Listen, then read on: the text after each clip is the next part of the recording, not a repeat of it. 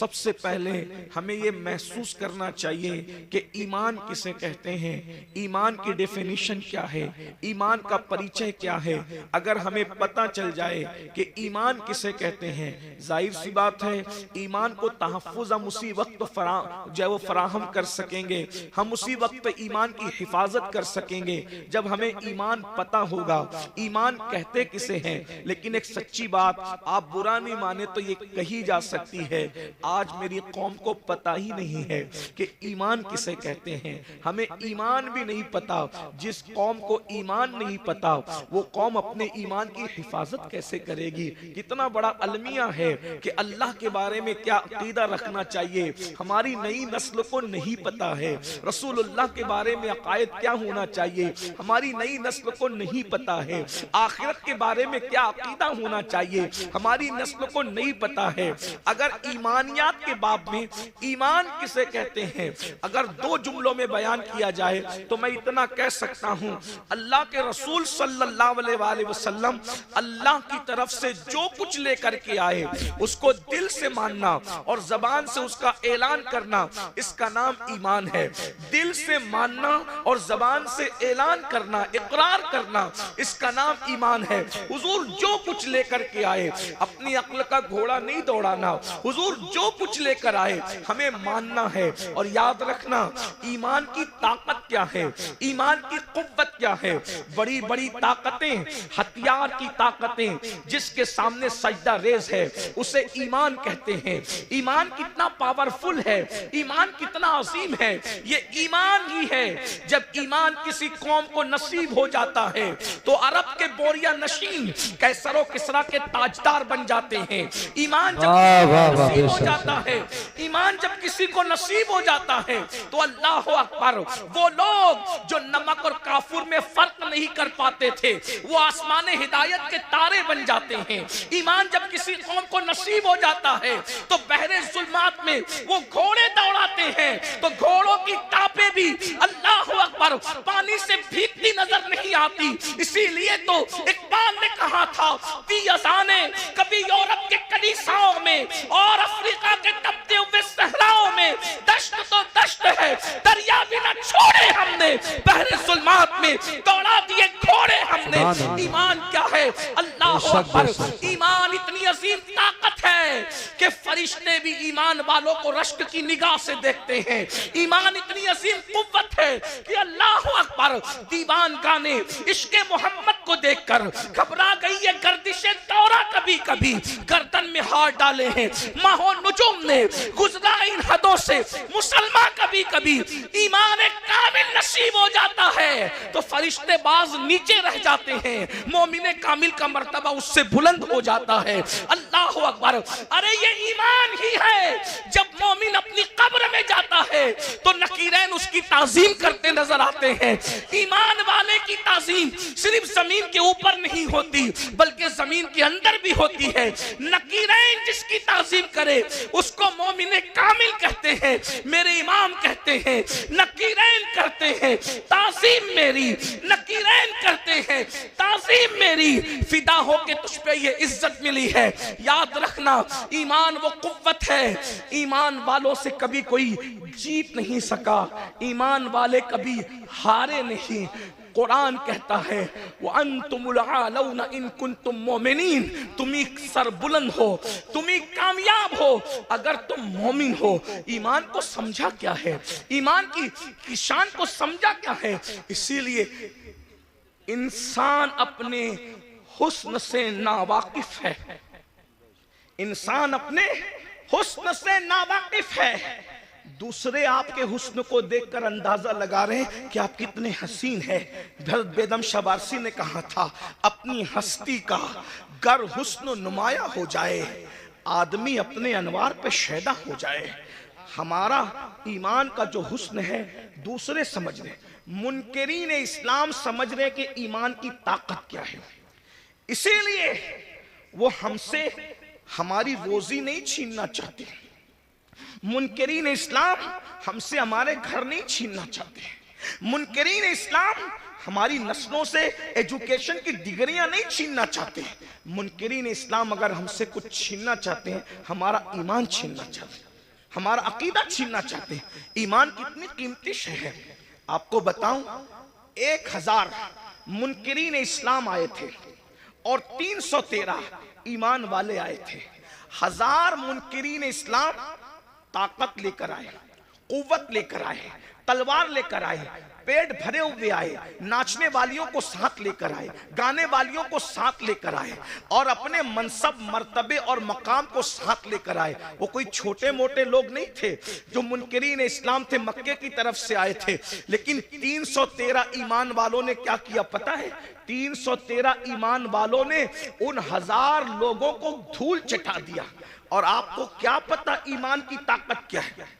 जिस वक्त अल्लाह ने हजरत इंसान को बनाया तो उस वक्त हजरत फरिश्तों ने कहा कि ये जमीन पे जाके खून रेजी करेंगे। पता चला खून बहाना फरिश्तों को पसंद नहीं। उनकी आदत क्या है? सिर्फ तस्बीह और तहलील करना, सिर्फ तस्बीह करना, तहलील करना। उनको मारना पीटना पसंद नहीं है। लेकिन मोमिन की शान क्या है? जब मोमिन बद्र में आता है तो फरिश्तों को हुक्म होता है कि मकाम तस्बीह और मुसल्ला छोड़ो और जिस जंग से तुम्हें नफरत थी, मोमिनों की इत्तिबा में जाकर तुम भी जंग करना शुरू करो। मोमिन की शान। मलाइका आते हैं, 5000 मलाइका बद्र में नाजिल होते हैं, कतार दर कतार ना। और सिर्फ मलाइका नहीं आते बल्कि सारे फरिश्तों का जो सरदार है वो भी रसूलुल्लाह का सिपाही बनकर के जमीन पर आता है। मोमिन को आपने समझा क्या है? मोमिन की शान क्या है? इसीलिए ईमान छीनने की कोशिश की जाती है। और हमें मोमिनों को ईमान की अहमियत नहीं है। हम अपने बच्चे को ताजिर तो बनाना चाहते हैं, हम अपने बच्चे को डॉक्टर तो बनाना चाहते हैं, हम अपने बच्चे को इंजीनियर तो बनाना चाहते हैं। खतीब बनाया, अदीब बनाया, डॉक्टर बनाया, इंजीनियर बनाया, टीचर बनाया, सब बनाया।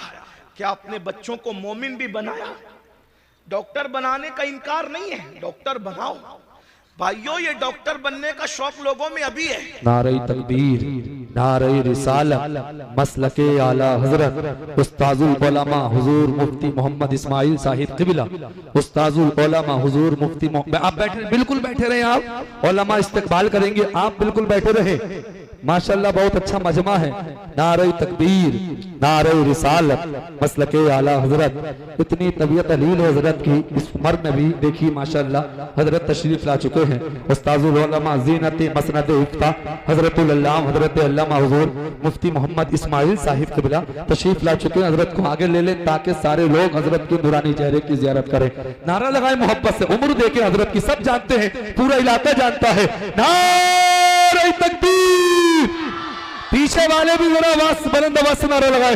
नारे तकबीर, नारे रिसालत, मसलके आला हजरत हुजूर मुफ्ती इस्माइल साहिब क़िबला, हुजूर सय्यद अमीनुल कादरी साहिब क़िबला, उलमाए अहले सुन्नत।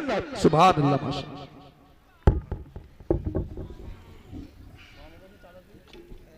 दुरूद शरीफ पढ़ने। अल्लाहुम्मा सल्लि व सल्लिम व ज़िद व बारिक अला सय्यदना मौलाना मुहम्मदिन व आलिहि व सहबिही सलातु व सलामन अलैका या रसूल अल्लाह सल्लल्लाहु तआला अलैहि वसल्लम। अल्लाह ताला हज़रत मुफ्ती इस्माइल साहब को शिफा दे, सेहत दे, तंदुरुस्ती अता फरमाए। इस हालत में भी वो तशरीफ़ लाए हैं। ये हमारे बुज़ुर्गों का खुलूस है, इखलास है। दुरूद शरीफ एक बार पढ़े, मैं गुफ्तगू आगे बढ़ाता हूँ। रब्बे सल्ले व सल्लिम दाइमन अबदा अला हबीबिका खैरुल खल्क़ि कुल्लिहिम सलातु व सलामुन अलैका या जद्दल हसन वल हुसैन व अला आलिका व अस्हाबिका या जद्दल गौसस सकलैन। तो डॉक्टर बना रहे, टीचर बना रहे, इंज सब बना रहे, इनकार नहीं। बनाइए। दुनिया में डॉक्टर बनने का शौक अभी पैदा हुआ। मुसलमान उस वक्त साइंसी उलूम का इंकिशाफ कर रहे थे जब लोग साइंस से नावाकिफ थे। इसका सबूत अगर देखना है तो आप कुरान की उन आयात को पढ़ करके देखें जो साइंसी उलूम का इंकिशाफ करती नजर आता। इसीलिए आज जितने साइंसदान हैं, कोई ये नहीं कहता कि हम सर्च कर रहे हैं। पढ़े लिखे लोगों की तवज्जो चाहता हूं। आज कोई साइंसदान ये नहीं कहता कि हम सर्च कर रहे हैं, हर साइंसदान क्या कहता है, हम रिसर्च कर रहे हैं। तो रिसर्च का मतलब क्या है? पहले जो सर्च हो चुका, रिसर्च उसी का तो होता है। इसका मतलब साइंस आज भी ये मानने को तैयार है कि पहले किसी ने सर्च किया था, उसी की रिसर्च हम कर रहे हैं। तवज्जो फरमाएं। तो ये सर्च किसने किया, ये सर्च किसने किया? आप कुरान उठाकर देखें ना तो पता चलेगा। मां के पेट में बच्चा कब किस वक्त किस शक्ल का होता है, हर मजहब खामोश है। अगर कोई जवाब दे रहा है वो इस्लाम है और सिर्फ इस्लाम है। सुभान अल्लाह, सुभान। आप देखें ना, ये जो सर्च पेश, आज लोग रिसर्च कर रहे हैं, सर्च तो हमने किया है, तलाश तो हमने किया है। अल्लाह अकबर। इसी तरीके से फिरौन की मम्मी के बारे में, उसकी लाश जो म्यूजियम में पड़ी हुई है, उसके बारे में जब पीएम किया गया तो डॉक्टर और साइंसदान इस नतीजे पे पहुंचे कि ये समुंदर में डूब करके मरा है। ये रिपोर्ट थी उसके पीएम की, लेकिन सोचा कि आखिर ये डूब के मरा, समुंदर में डूबने वाला बाहर कैसे निकल सकता है? सारे मज़ाहिब की किताब खामोश थी। इस्लाम ने कहा, कुरान ने कहा कि हमने तेरी लाश को इसलिए बचाया ताकि हम तुझे लोगों के लिए इबरत बना दें। देखो कुरान बोलता नजर आया। मेरे भाइयों, ईमान की, इस्लाम की अजमत को समझो। हमें वादहू ला शरीक, खुदाए हक, माबूदे बरहक का पता मुस्तफा जाने रहमत ने बताया। वरना कहीं तो हजरत ईसा की इबादत हो रही है, कहीं तो हजरत मरियम की इबादत हो रही है, कहीं तो हजरत उज़ैर की इबादत हो रही है, कहीं तो चांद की इबादत हो रही है, कहीं तो सूरज की इबादत हो रही है, कहीं तो गोबर और मिट्टी की इबादत हो रही है, कहीं तो दरख्त और दरिया की इबादत हो रही है। अरे तुम कितने खुश नसीब हो कि तुम्हें वो खुदा मिला है। वो और लोग हैं दुनिया के अंदर जो खुदा को बनाकर पूजते हैं। लोगों का खुदा वो है जो लोग बनाते हैं। मुसलमानों का खुदा वो है जिसने कुन कहकर कायनात को जिंदाबाद, जिंदाबाद, नारे तकबीर, नारे रिसालत। लोगों का खुदा वो है जिसकी तस्वीर बनती है। मुसलमानों का खुदा वो है जो तसव्वुर में भी नहीं आता।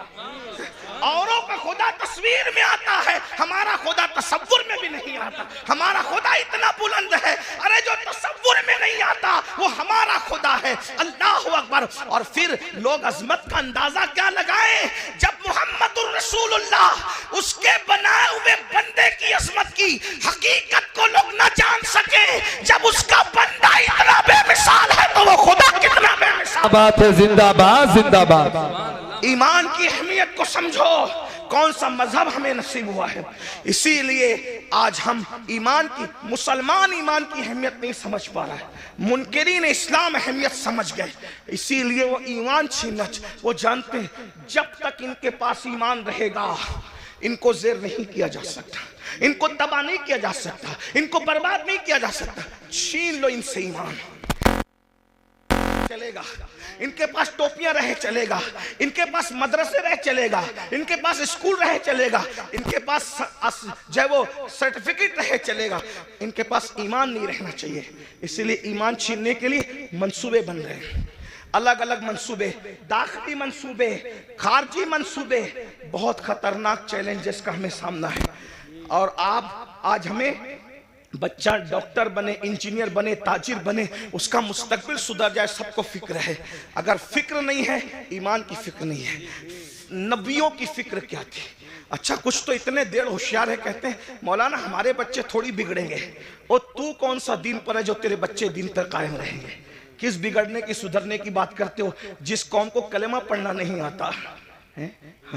हमारे बुजुर्गों ने कहा कि निकाह की महफिल में जाओ तो कलेमा पढ़ाओ तो नहीं पढ़ पाते, तो जो शादी की खुशी के मौके पर काजी के पढ़ाने,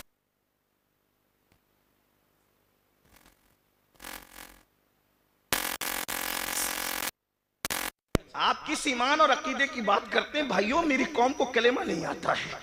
उन्होंने गाने तो हिफ्ज कर रखे हैं। कुरान की कितनी आयतें हिफ्ज है, जरा अपने आप में डूब कर सोचो। मैं कोई डांट पीटने नहीं आया, आपको कोसने नहीं आया, लेकिन ये महफिलें एहतिसाब की महफिलें, ये महफिलें जन्नत बांटने की महफिलें नहीं है। मैं इसका कायल नहीं हूँ, इसलिए कि हम लोग फिक्र रज़ा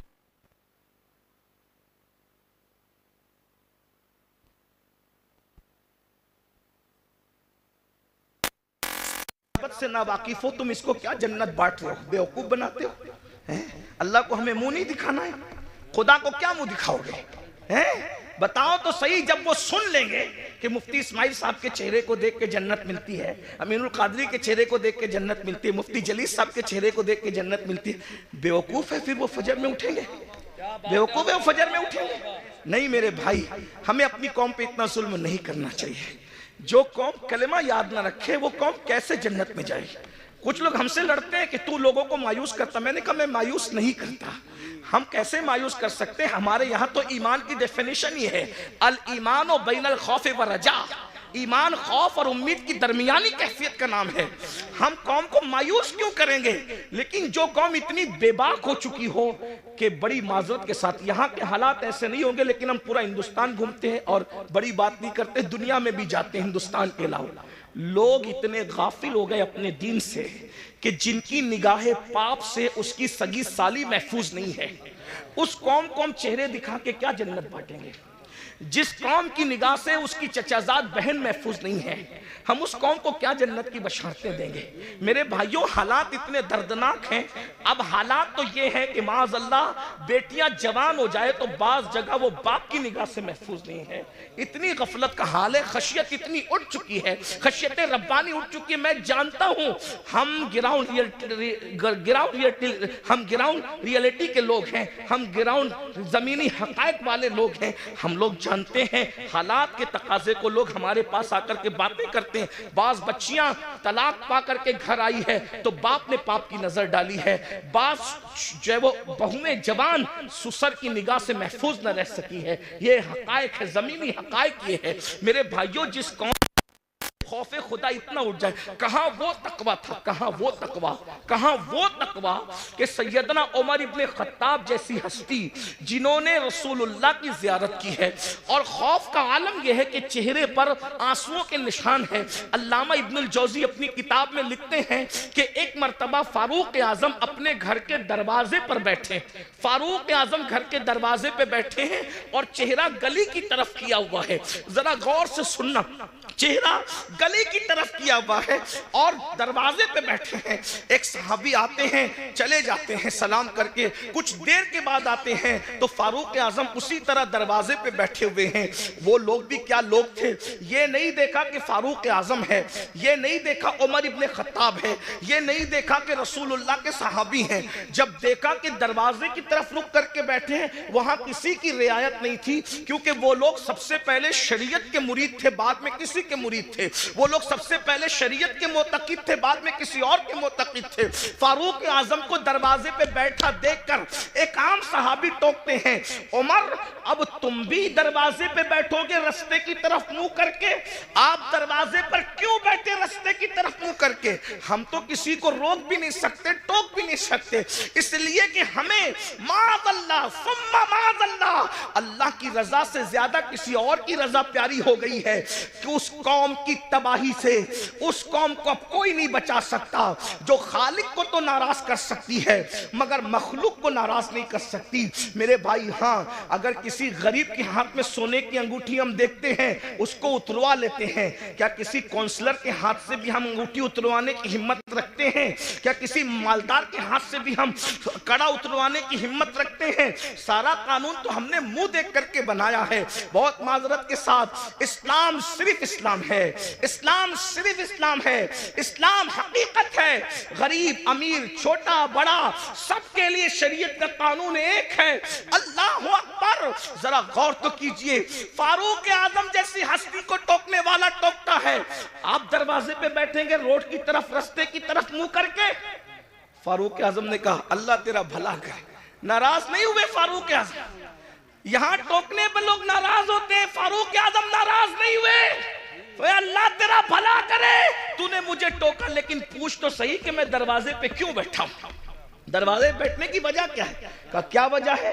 कहा आज मेरी बेटी उम्मुल मोमिनीन हफ्सा मुझसे मिलने आई। पहले तो मैं अहले इल्म की तवज्जो चाहता हूं, जो बेटी होगी वो कभी मां नहीं हो सकती, और जो मां होगी वो कभी बेटी नहीं हो सकती। लेकिन रसूलुल्लाह के निकाह में जाने की वजह से हफ्सा की शान ये हो गई थी कि वो फारूक आजम की बेटी भी थी कि उनसे पैदा हुई थी, लेकिन फारूक आजम की माँ भी थी क्योंकि रसूलुल्लाह के निकाह में थी। बेशक जहां माँ और बेटी के दोनों रिश्ते एक साथ जुड़े हैं, लेकिन फारूक आजम का तकवा देखो।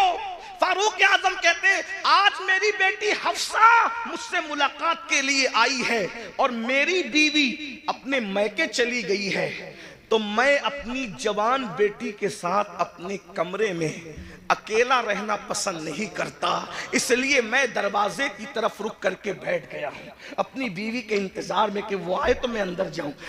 वो लोग थे अल्लाह के खौफ और खशियत, जो बेटी के साथ जो माँ भी हो, उम्मुल मोमिनीन भी हो, उसके साथ तन्हाई में बैठना गवारा नहीं करते, ये वो लोग थे। और आज क्या हो रहा है, क्या कर रहे हो? इस्लाम कहां नजर आता है मुझे बताओ।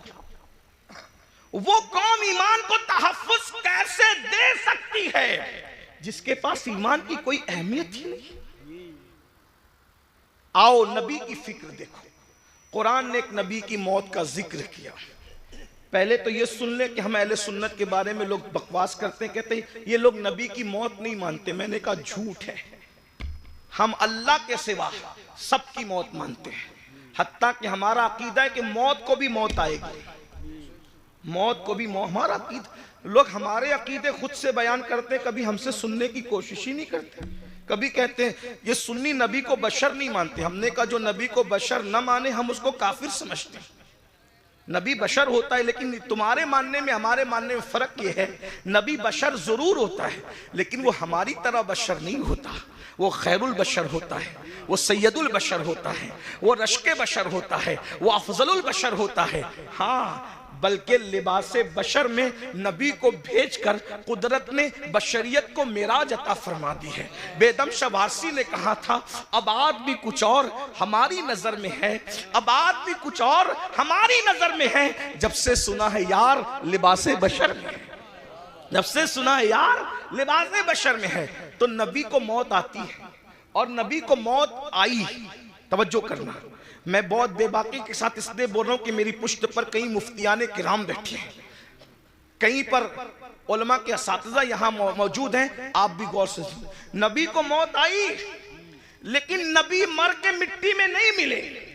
मौत आई मगर एक आन के लिए आई, जिसको अहले सुन्नत का इमाम यूं बयान करता है अंबिया को भी अजल आनी है मगर ऐसी के फकत आनी है, फिर वही मौत के बाद उनकी हयात मिस्ल साबिक वही जिस्मानी है, उसकी अज़वाज को जायज़ है निकाह, उसका तरका बटे जो फानी है। तू जिंदा है वल्लाह, तू जिंदा है वल्लाह, मेरी चश्मे आलम से छुप जाने बेशक सुभान अल्लाह सुभान अल्लाह। एक नबी की मौत का जिक्र हो रहा है। कुरान कहता है इज़ हदरा याकूब अल मौत, सूरतुल बकरा है। अल्लाह पाक इरशाद फरमाता है और याद करो, इज़ याद करो, हदरा याकूब अल मौत। हाय हाय, कुरान बयान कर रहा है नबी की मौत को। क्या कहा? हदरा याकूब अल मौत। हदरा या मौत हाजिर हुई, मौत हाजिर हुई कहां? याकूब अलैहिस्सलाम के पास। पता चला अंबिया की बारगाह वो है जहां मौत भी हाजिर होती है, मौत भी हाजिरी देती है। हाँ, इसका मतलब ये कि तुम और तरह मरते हो, अंबिया और तरह दुनिया से तशरीफ ले जाते हैं। इद हद, देखिए हाजिर होने में और तशरीफ लाने में फर्क है। वैसे यूपी में बताने की जरूरत नहीं, यूपी के लोग बहुत पढ़े लिखे होते, उर्दू तो जानते ही हैं। अगर कोई छोटा किसी बड़े के पास आकर कहे कि मैं तशरीफ लाया, तो पढ़ा लिखा आदमी जरूर हंसेगा कि बड़ों के पास तशरीफ नहीं लाते बल्कि बड़ों के पास हाजिर होते हैं। और जब बड़ा कहेगा, जैसे मिसाल के तौर पे अगर मैं कहूं कि हजरत मुफ्ती इस्माइल साहब की बारगाह में मैं हाजिर हुआ तो सही है, लेकिन अगर ये कहूं कि मेरे पास मुफ्ती इस्माइल साहब हाजिर हुए तो गलत हो गया। बल्कि मुझे क्या कहना पड़ेगा? हजरत मुफ्ती इस्माइल साहब तशरीफ लाए। बात समझ में आती है? अब कुरान क्या कह रहे? हदरा याकूब अल मौत, मौत हाजिर हुई याकूब के पास। तो पता चला याकूब बड़े हैं अलैहिस्सलाम, और मर्तबा मौत, यहाँ मौत से मुराद मौत का फरिश्ता है। जी जी, ऐसी बात है, हमारे नबियों से हमारे नबियों से रुसुल मलाइका का मर्तबा अफजल नहीं है। है ना, हमारे यहाँ पढ़ाया जाता है, रुसुल मलाइका से अंबियाए किराम और रुसुलान निज़ाम जो इंसानों में है वो अफजल है। ठीक, हदारा याकूब अल मौत, इससे पता चला। और फिर उसके बाद क्या कुरान कहता है, जब मौत हाजिर हुई तो कुरान कहता है हजरत याकूब अलैहिस्सलाम ने अपने बच्चों को, पोतों को, बेटों को, सबको जमा किया और क्या कहा, इज़ क़ाल लिबनी मा ताबुदून मिन बादी, कि तुम मेरे बाद किसकी इबादत करोगे। नबी को फिक्र क्या है, बेटे कैसे कैसे बेटे हैं, क्या नबी ने तरबियत नहीं की होगी, या यूसुफ अलैहिस्सलाम जैसा बेटा। इसी तरीके से उनके और जो 11 बेटे थे, याद रखिएगा वो जो 11 बेटों का तस्करा कुरान में है, हम उनकी बेअदबी नहीं कर सकते क्योंकि वो बिगड़े हुए लोग नहीं थे। वो तो एक उनकी ऐसी लग्जिश थी जो रश्क की बुनियाद पर हो गई थी, है ना, मगर वो औलादे पैगंबर थे। उनके और उनकी औलादे याकूब अलैहिस्सलाम को फिक्र है तो ये नहीं कि मेरे बच्चे मेरे बाद खाएंगे क्या, क्योंकि रिस्क का वादा अल्लाह ने किया, अल्लाह रज़ाक है। मेरे बाद मेरे बच्चे पहनेंगे क्या, अल्लाह रब है, वो पहनाएगा भी। मेरे बाद मेरे बच्चों का क्या होगा, अरे वो सब कुछ इंतजाम कर देगा। नबी को फिक्र है दुनिया से जाते वक्त तो अपने बच्चों के ईमान की फिक्र है। पूछते माता बुदूना मिन बादी, मेरे बाद तुम किसकी इबादत करोगे। तो बेटों की भी तरबियत हुई थी, पोतों की भी तरबियत हुई थी। उन्होंने क्या कहा, क़ालू नअबुदु इलाहका। अब यहाँ तौहीद बयान हो रही है, तवज्जो करना, यहीं से ईमान, अब गुफ्तगू का आगाज होता है। ईमान असल क्या है, तौहीद असल क्या है। कालू नाबुदू, हम इबादत करेंगे इलाह का, जो तुम्हारा खुदा है। ये नहीं कहा अल्लाह की इबादत करेंगे, ये नहीं कहा अल्लाह की इबादत करेंगे, क्या कहा, इलाह का, आपके खुदा की इबादत करेंगे। वो इलाह आबाई का, और आपके बाप दादाओं का जो खुदा है। और फिर तशरीह आ गई, इस्माइला इब्राहिमा व इस्माइला व इसहाक, जो इब्राहिम का खुदा है, जो इस्माइल का खुदा है, जो इसहाक का खुदा है। तौहीद बयान हो रही है, मगर निरी बयान नहीं हो रही है, बल्कि तौहीद अल्लाह वालों के जरिए से बयान हो रही है। पता चला वो तौहीद शैतानी तौहीद है, जिसमें कहा जाता है अल्लाह को मानेंगे और किसी को नहीं मानेंगे। कुरानी तौहीद ये है, इलाह का व इलाह बाई का, इब्राहिम व इस्माइल व इसहाक, यानी कि जो आपका खुदा है। पता चला अगर ये कहते कि खुदा की इबादत करेंगे तो बाद में लोग ढूंढते कौन सा खुदा, कौन सा खुदा, कौन सा खुदा। लेकिन कहा इलाह का, ऐ याकूब तुम जिसकी इबादत करते रहे, हम उसी खुदा की इबादत। नारे तकबीर, नारे रिसालत, मसलके आला हज़रत, जश्न दस्तार बंदी, सुभान अल्लाह माशाअल्लाह। अब यहाँ लोग हमसे कहते हैं तुम तो सिर्फ नबी नबी नबी नबी करते रहते हो, तुम अल्लाह का जिक्र नहीं करते। मैंने कहा ये भी अल्लाह की सुन्नत है, क्या बात है, ये भी अल्लाह की सुन्नत है कि अल्लाह ने अपना तारुफ कहीं अकेले नहीं कराया, अपना तारुफ हमेशा अपने मकबूल बंदों के जरिए से करे। आइए मैं, चूंकि मदरसे की महफिल है, थोड़ी मुश्किल बात कर दूं, उलमा की बरकत से अल्लाह आपको समझा देगा, आपकी समझ में आ जाए। कुछ लोग हुजूर के पास आए और पूछने लगे कि आपका खुदा कैसा है वो बताइए।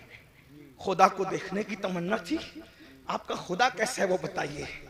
तो वो पूछने लगे आपका खुदा मिट्टी का है, सोने का है, चांदी का है, तांबे का है, क्योंकि अब तक वो यही सब देख रहे थे ना, तो जो देख रहे थे वही दिमाग में घूम रहा था।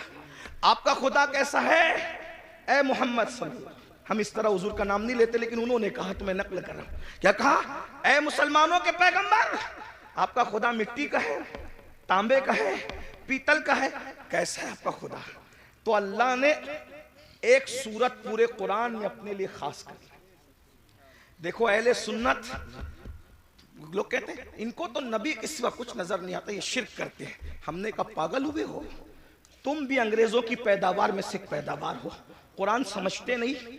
अगर तुमने गद्दारी ना की होती तो आज उम्मत का ये हाल ना हुआ होता है। सहारनपुर वालों, सहारनपुर के आसपास वालों, बहुत बुरा किया तुमने। तुम्हें मर के अल्लाह को जवाब देना है। तौहीद के नाम पे तुमने तौहीद का गला घोटने की कोशिश की है, लेकिन कुरान की तौहीद मैं आपके सामने पेश कर रहा हूं। मेरी बात मुश्किल तो नहीं लगी, इतनी मुश्किल कभी नहीं करता, लेकिन चूंकि ईमान ही एक मुश्किल उन्वान है ना। तो अल्लाह के नबी से पूछा गया, मैं भी हो सकता थोड़ा सबक सुना दूं आपको, आपके हमारे उलमा को, ताकि आपको समझ में आए कि ईमान क्या है, अल्लाह क्या है, अल्लाह क्या, ये तो समझ में आए।